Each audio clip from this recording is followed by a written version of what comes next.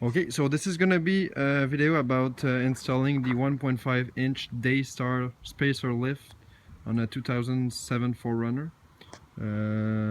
So this is gonna be for the rear spacer only, because in my case I already have the Toytech Ultimate lift kit on it, and I only installed the rear spacer on the left side to level out the back, because it was about 1.5-inch lower on the driver's side.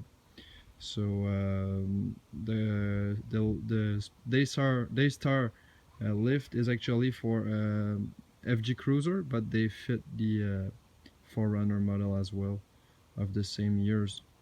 So this is just going to be some tips on how to install, how to make the install easier. So we're just gonna go ahead under the truck. So first thing you'll need to do is to remove the spare tire to get a bit more space underneath. Okay. So you would remove the spare tire there. Okay. So then this would be the rear coil spring, and this would be the spacer that I've put on already. So to put it on, the easiest way to do it is to rent or buy or borrow spring compressors. Okay, so at first it's a bit hard to put the spring compressor on the coil spring. The way I found it easier is to jack the truck on the frame first to fully extend the coil spring. Then you'll have room to insert the coil spring compressor right there at the top. Okay, because right now it's very narrow here. Okay, but if you lift the truck up, it's going to fully extend, and you'll have room to put the spring compressor on the top and on the bottom easier. Okay, so first thing first, jack the truck, put your spring compressors on.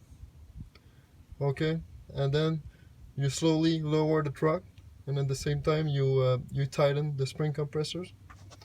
Okay, then to gain more flex, you're gonna need to remove the lower shock bolt. So this bolt right there. So you just remove it and push out the lower shock. You might need the help of a hammer because it can be rusty a bit, but you just push out the shock. Then you'll need to disconnect the sway bar, which is right there. So either at the top there, or you can also disconnect it at the axle, which is what I did because my bolts were too rusted out. So it was easier to disconnect it at the axle. Then you'll need to disconnect the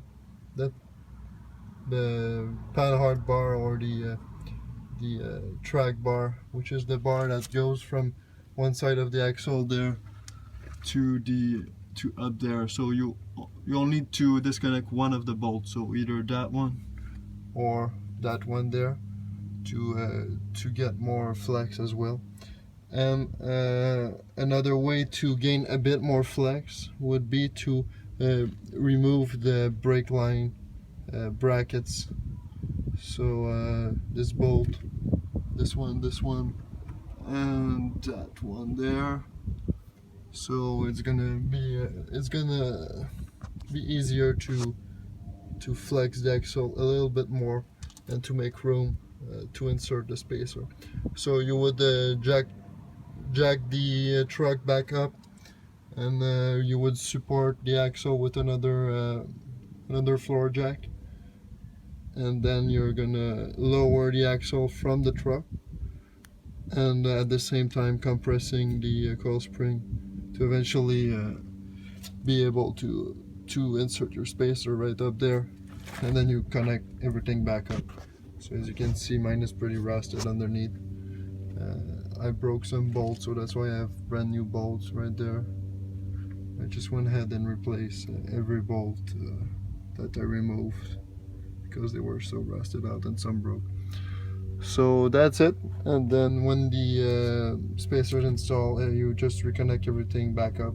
So panhard bolt, lower chuck bolt, your brake line brackets, and of course your sway bar. So that's it. It's gonna level the truck pretty good. In my case now it's pretty level.